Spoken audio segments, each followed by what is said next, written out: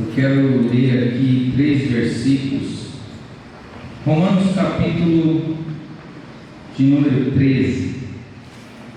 Deus, através da oração do pastor, confirmou a palavra de Deus para esta noite. E eu louvo a Deus por isso. Romanos capítulo de número 13, Hebreus capítulo 2, verso 1 e Efésios capítulo 5, verso 14. Aleluia. Romanos 13, Hebreus 2, 1 e Efésios 5, 14. A Bíblia diz: E digo isto a vós outros que conheceis o tempo, já é hora de vos despertardes do sono, porque a nossa salvação está agora mais perto do que quando no princípio cremos. Efésios 5,14. Por isso diz: desperta tu que dormes, levanta-te de entre os mortos, e Cristo te iluminará.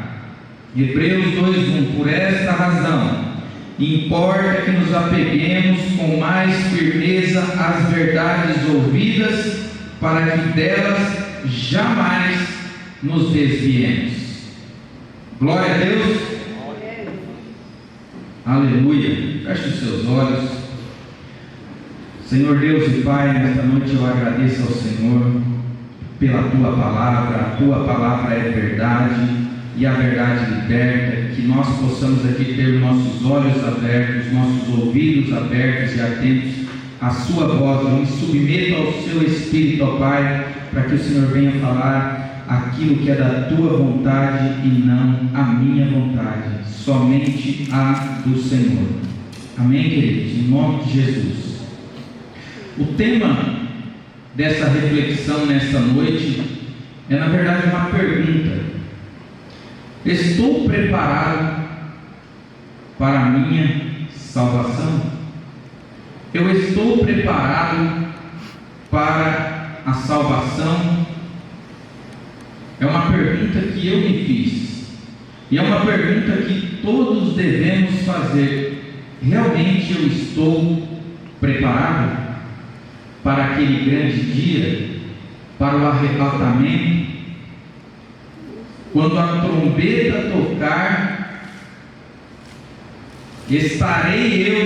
estaremos nós preparados para habitar com Deus na eternidade?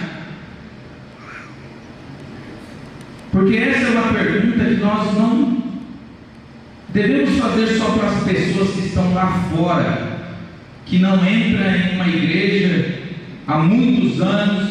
Não é somente para aquelas pessoas que ainda não vieram para viver com Jesus, mas somos nós, é para nós. Tanto que esses textos aqui foram escritos para os irmãos de Éfeso, de Romanos, de Roma e aos Hebreus. E muitas vezes nós estamos tão desapercebidos, tão desligados das coisas espirituais, que nós lutamos e gastamos toda a nossa força, a nossa energia, os nossos recursos para resolver os problemas e conflitos terrenos e naturais, e nos esquecemos de resolver o maior de todos os problemas, que é a nossa vida com Deus, que é o nosso compromisso eterno com Deus por meio de Cristo Jesus. E nós gastamos as nossas 24 horas, quando temos essa possibilidade, 18, 12, 6 horas do dia, apenas resolvendo problemas terrenos, e nos esquecemos das coisas espirituais, que nós podemos considerar como a mais importante que rege a nossa vida. E aí eu poderia perguntar para muitos aqui: há quanto tempo você não fala com Deus e não rasga verdadeiramente o seu coração diante de Deus? Há quanto tempo você não sente a presença de Deus na sua vida? Aquela presença que quando você dobrava o seu joelho para orar, você sentia que Deus estava ali junto contigo. E a Bíblia diz: pensai nas coisas lá do alto, porque são eternas. Juntai tesouro lá no céu, onde a ferrugem e o ladrão não roubam. E nós só nos importamos em resolver os conflitos terrenos. Os problemas que nós temos aqui na horizontal. Enquanto isso, o relógio está passando, os minutos não param. E quando eles param e nós trocamos a pilha, nós temos que adiantar para a hora exata. Mas a nossa vida está passando, o nosso tempo está passando, o tempo está se esgotando. E a pergunta que eu te faço é: você realmente está preparado? O seu coração, a sua alma está verdadeiramente preparado para receber o Senhor quando Ele surgir nos céus e arrebatar o povo que foi escolhido por Ele e que Ele o chamou para si? É por isso que a Bíblia diz que muitos serão chamados, mas poucos escolhidos.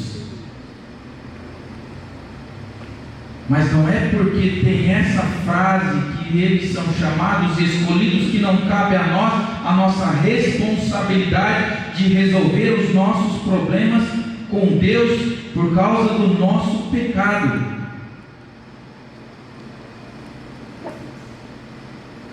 E essa pregação de hoje foi consequência da pregação que eu preguei para os jovens sábado retrasado. No meio da pregação lá surgiu essa pregação aqui.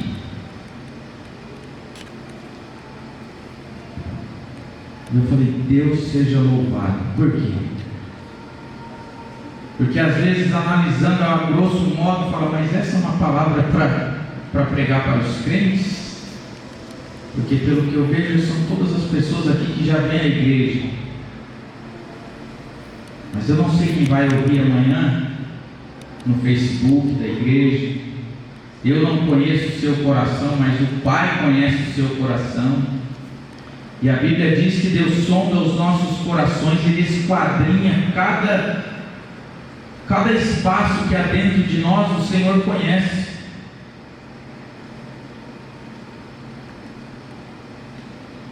Então Deus ministrou 4 observações que nós precisamos ter para que nós mesmos possamos responder: sim, eu estou preparado, ou não, eu não estou preparado.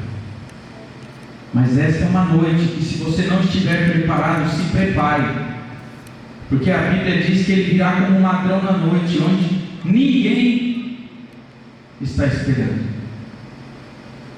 Porque se cada um estivesse esperando, né? Se a gente soubesse que Jesus fosse voltar hoje meia-noite, o que a gente já está fazendo agora? Vamos arrumar a casa, porque daqui 3 horas Jesus vai voltar. Sim ou não? Quando a gente sabe quando as coisas vão acontecer, a gente se prepara. Então a primeira observação é reconhecer a nossa condição real. Faça uma análise de si mesmo. Faça uma análise do seu coração, da sua alma, da sua mente, como você está. Eu estou péssimo. Meu irmão, eu estou mal. Eu não consigo me libertar dos vícios. Eu não consigo largar isso, eu não consigo largar aquilo. Está em santidade ou está em pecado? Irmão, se você tem santidade, permaneça. Se você está andando com Deus diariamente, permaneça desta forma, para que a sua coroa não caia no chão, para que quando Jesus voltar, você venha bater na sua cabeça e fale: cadê a minha coroa? Onde foi que eu perdi ela? Onde foi que a minha coroa caiu e eu não percebi?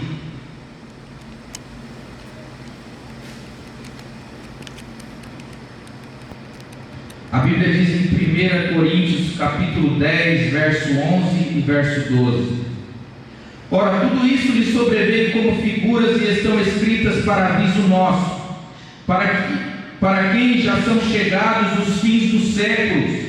Aquele, pois, que cuida estar em pé, cuide para que não caia, porque não veio sobre vós tentação que não seja humana, mas Deus é fiel e não vos deixará tentar acima do que podeis suportar. Antes, com a tentação também proverá o escape para que possais suportar. Esse texto aqui é posterior a 5 pecados que deixou o povo de Israel fora da terra de Canaã, fora da promessa: cobiça, idolatria, fornicação, colocar Deus à prova, tentar Deus e murmuração.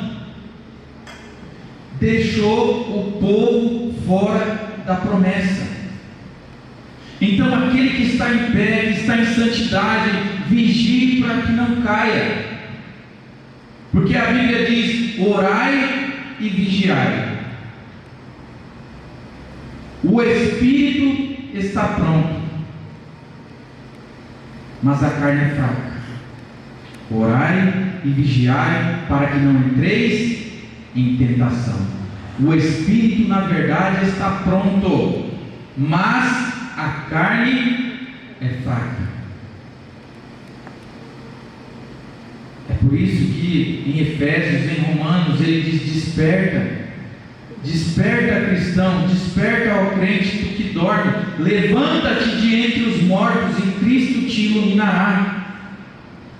Então, meu irmão, se você tem santidade, permaneça buscando o Senhor. Não permita nem se desviar nem para a direita nem para a esquerda. Prossiga seguindo, olhando para o autor e consumador da nossa fé, que é Jesus Cristo de Nazaré.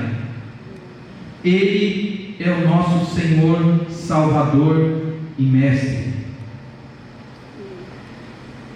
A Bíblia diz em Romanos, foi esse versículo aqui, Romanos 16:13, diz assim: vigiai, estai firmes na fé, portai-vos varonilmente e fortalecei-vos. Se fortaleçam em Deus, se fortaleçam no Senhor, na sua palavra, na oração, no jejum.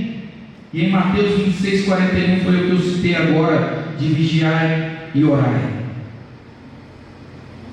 Agora, se você está andando em pecado, faça uma análise da sua vida. Eu disse para os jovens assim, eu não lembro qual era o jovem moço que estava aí, eu acho que o Davi estava, né, Davi? Eu falei assim: não acumule pecado no seu coração.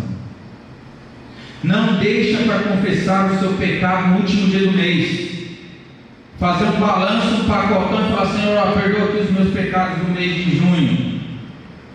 Nós temos que ser rápidos em nos arrepender, queridos, porque quando Jesus voltar, Ele não vai aparecer ali com o rosto na mão e falar: ó, estou chegando, daqui 10 minutos, se arruma.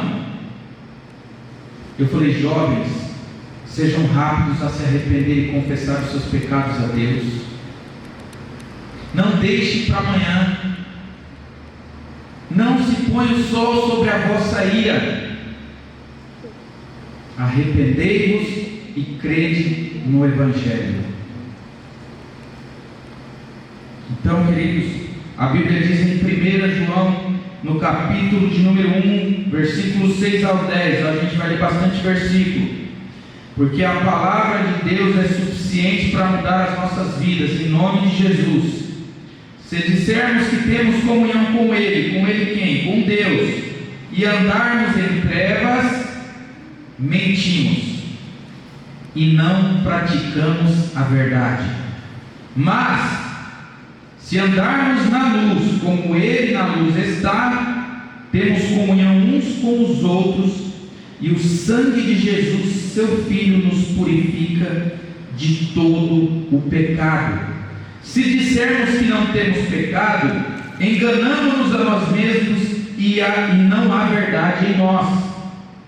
Mas se confessarmos os nossos pecados, Ele é fiel e justo para nos perdoar os pecados.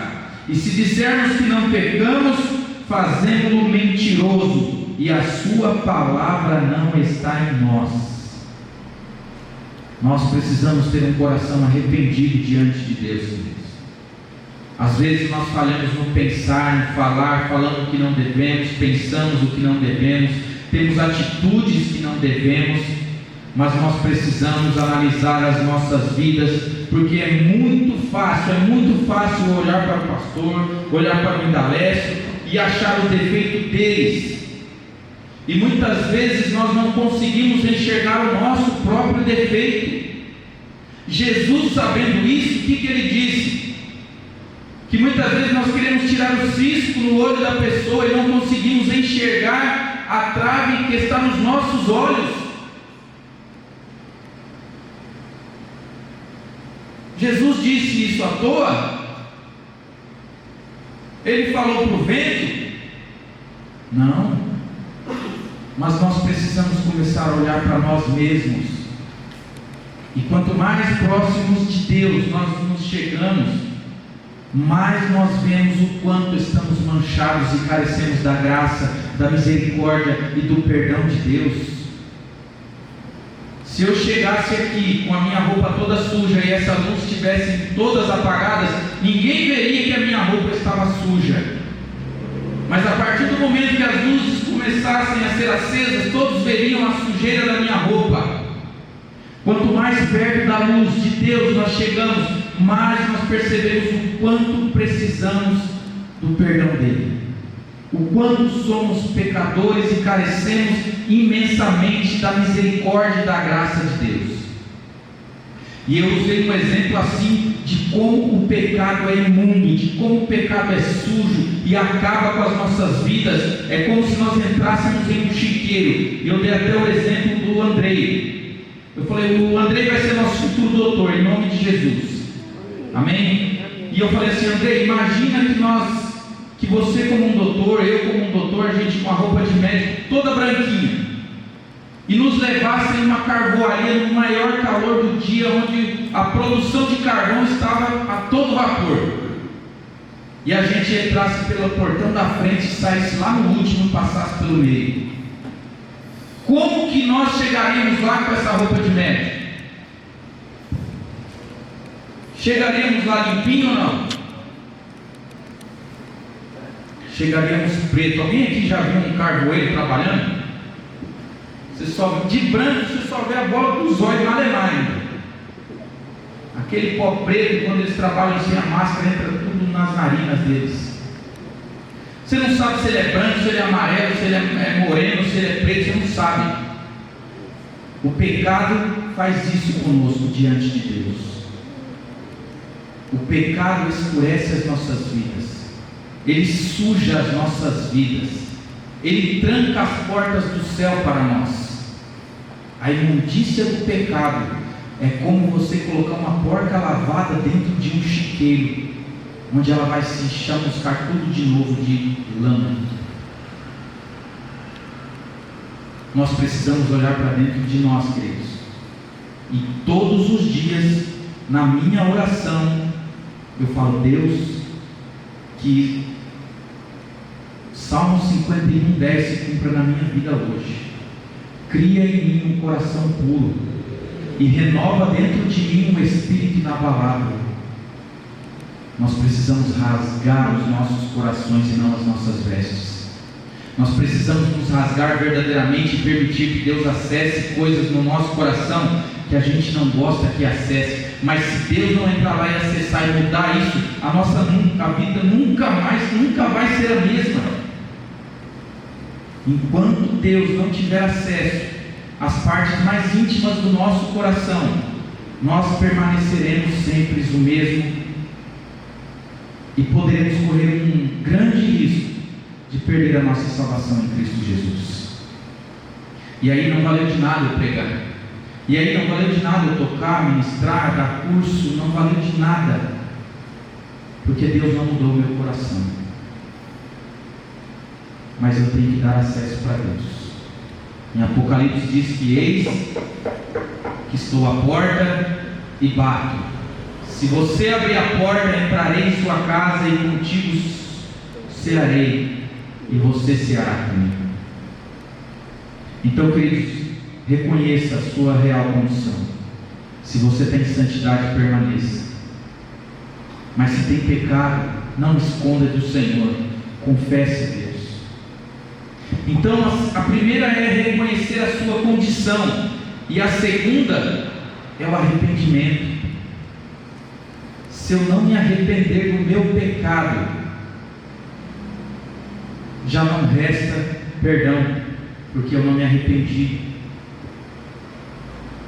É necessário que haja arrependimento genuíno do nosso coração.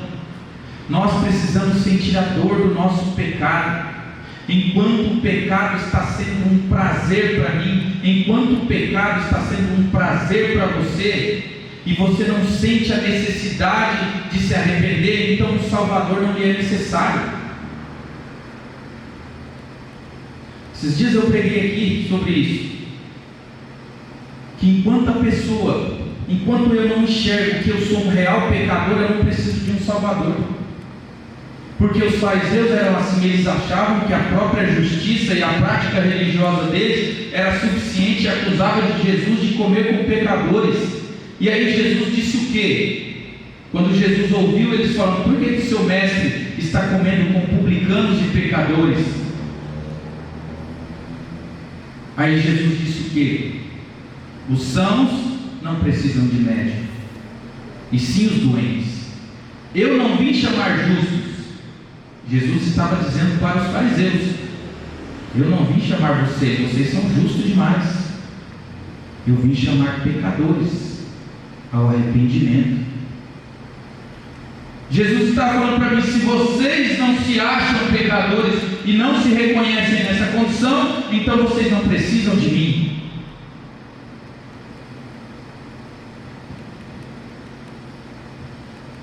Então, nós precisamos reconhecer que nós precisamos de Jesus. Amém. E que Ele é o único caminho e a verdade e a vida, e ninguém vem ao Pai senão por meio de Jesus Cristo de Nazaré. Amém. Então é necessário arrependimento. Arrependimento.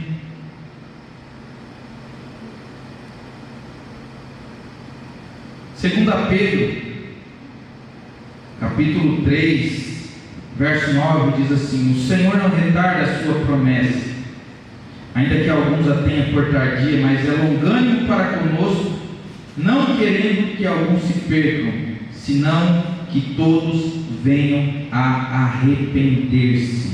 E o que é arrependimento? É mudança de mente, mudança de mentalidade, mudança de direção. Não é dar uma volta de 360 graus, porque 360 graus é uma volta completa, você vai voltar no mesmo lugar.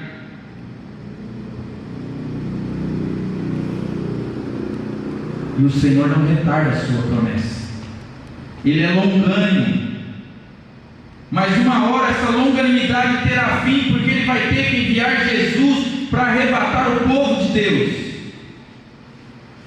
E aí vem o tema: estou preparado para a salvação quando Cristo Jesus se manifestar? Ou será que nós estamos achando que isso é um conto de fadas? Ou será que isso é só uma história de carochinha?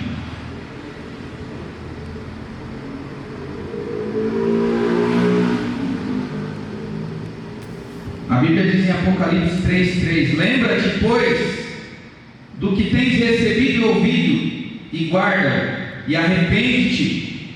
E se não vigiares, virei sobre ti como um ladrão, e não saberás a que hora sobre ti virei. Lucas 3:8: produze, pois, frutos dignos de arrependimento, e não comeceis a dizer em vós mesmos: nós temos por pai Abraão, porque eu vos digo que até destas pedras pode Deus suscitar filhos a Abraão.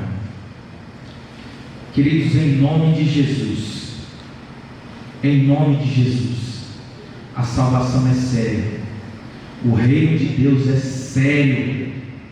É sério, querido, sabe o que está em jogo? Não é só salvação, porque se fosse só salvação, tudo bem, mas está em jogo também condenação, porque o mesmo Deus que é amor e misericórdia e perdão também é um justo juiz, que vai condenar o pecador que não se arrependeu, que vai jogar no lago de fogo e enxofre e vai arder, e vai haver choro e ranger de dentes por toda a eternidade. Então não basta eu só resolver os meus conflitos com a minha esposa, com o meu sogro, com o meu irmão, com o pastor. Eu preciso resolver o meu maior conflito com Deus por causa do meu pecado.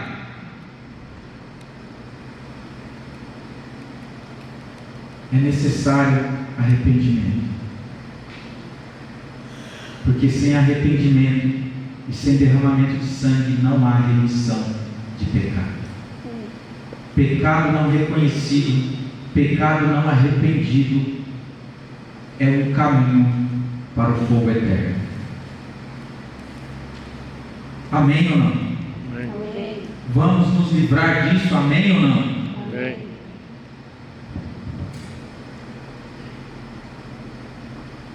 Reconhecer, se arrepender, e aí vem confissão de pecados. Aí eu disse para os jovens assim: jovens, pecado tem nome, amém ou não? Aí um rapazinho, depois eu não conhecia ele, a primeira vez que eu vi ele, ele me chamou lá no fundo e ele falou: eu não sabia que pecado tem nome. Eu falei: então vem cá que eu vou te mostrar. Aí eu abri Gálatas 5,19, falei: lê aqui. Vamos ler todo mundo aqui, gente, em nome de Jesus? Gálatas 5,19.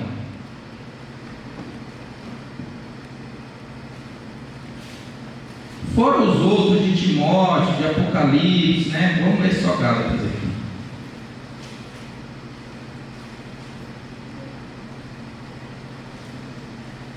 Gálatas capítulo 5, verso 19. Ora, as obras da carne são conhecidas e são prostituição, o nome do pecado, prostituição, impureza, lascívia, idolatria, feitiçarias, inimizades, porfias, ciúmes, iras, discórdias, dissensões, facções, invejas, bebedices, glutonarias e coisas semelhantes a estas, a respeito das quais eu vos declaro, como já outrora vos preveni, que não herdarão o reino de Deus os que tais coisas praticam. Eu falei: então, reconheça seu pecado, arrepende-se dele e confessa para Deus, falando: Senhor, eu menti, Senhor, eu prostituí, Senhor, eu... Está tudo escrito aí. Em Apocalipse fala, em Timóteo fala. E por isso que eu falei para ele: não fica guardando aqui no saquinho não, para depois querer confessar. Sabe por quê, queridos?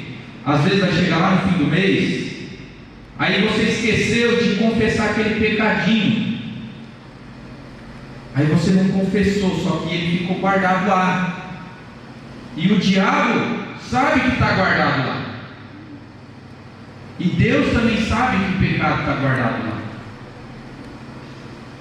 Então é preciso fazer essa leitura, esse raio-x, ressonância pessoal. Aleluia. Então, queridos, confessar o pecado é importante pelos seus nomes.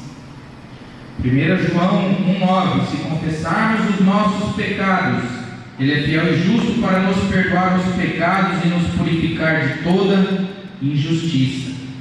Salmo 32,5: confessei-te o meu pecado e a minha iniquidade, não mais ocultei, não esconda. Disse: confessarei ao Senhor as minhas transgressões, e tu perdoaste a iniquidade do meu pecado. Quando você confessa seu pecado, há perdão de Deus sobre a sua vida. O perdão de Deus vem quando Deus reconhece que houve verdadeiro arrependimento no seu coração. é necessário confessar e abandonar. Daniel capítulo 9, verso 20 e 21, a Bíblia diz: estando eu ainda falando e orando, e confessando o meu pecado, e o pecado do meu povo Israel, e lançando a minha súplica perante a face do Senhor meu Deus, pelo monte santo do meu Deus, estando eu, digo, ainda falando na oração, o homem Gabriel, que eu tinha visto na minha visão ao princípio, veio voando rapidamente e tocou-me a hora do sacrifício da tarde. O que ele estava fazendo? Confessando o meu pecado e o pecado do meu povo. Queridos, olha só Daniel, um homem justo, temente, um homem que vivia na presença de Deus. Eu me coloco aqui, pecador como qualquer um aqui, porque foi a graça de Deus que me resgatou do império das trevas. Foi Deus que me concedeu perdão e graça. E como diz o salmista, certamente a bondade e a misericórdia de Deus me seguirão todos os dias da minha vida, porque as misericórdias do Senhor se renovam a cada manhã, e se não fosse assim, nós já estaríamos todos consumidos, porque Deus é santo. E se não for a santidade, a graça e o Espírito Santo de Deus, a palavra de Deus nas nossas vidas, éramos miseráveis, jogados às traças. Mas o Senhor pagou um preço por nós. Jesus Cristo pagou um preço pelo seu pecado. O meu e o seu pecado não custou barato. Não foram as 30 moedinhas de Judas. Foi o sangue de Jesus que foi vertido na cruz do Calvário, que pagou o preço do meu e do seu pecado. Não foi dinheiro algum, não foi bem algum, foi o sangue de Jesus que pagou o preço do nosso pecado. Glória a Deus por isso. Glória a Deus, porque esse preço não poderíamos pagar, nem com o nosso próprio sangue poderíamos pagar, porque tinha que ser um sangue santo, puro, sem mácula, sem mancha. Nenhum de nós aqui teria a capacidade de pagar o preço da salvação através do próprio sangue, porque o nosso sangue era manchado pelo pecado. Mas Jesus era o Cordeiro de Deus que tira o pecado do mundo. Aleluia. E para finalizar, depois de reconhecer a condição, de se arrepender, de confessar, eu termino dizendo que é necessário abandonar o pecado. Foge da aparência do mal, se sujeite a Deus, resista ao diabo e ele fugirá de vós. A Bíblia diz em Provérbios 28, 13: o que encobre ou esconde a sua transgressão nunca prosperará, mas os que confessa e deixa e abandona alcançará misericórdia. Mateus 3,8: produzam, pois, frutos dignos de arrependimento, ou seja, abandone a sua velha maneira de viver, os vícios, o pecado, abandone. E Romanos 6,22, para finalizar: mas agora, libertados do pecado e feitos servos de Deus, tendes o vosso fruto para a santificação e por fim a vida eterna. Eu vou ler de novo e eu quero que vocês dêem glória a Deus. Mas agora, libertados do pecado e feitos servos de Deus, tendes o vosso fruto para a santificação e por fim a vida eterna. Glória a Deus.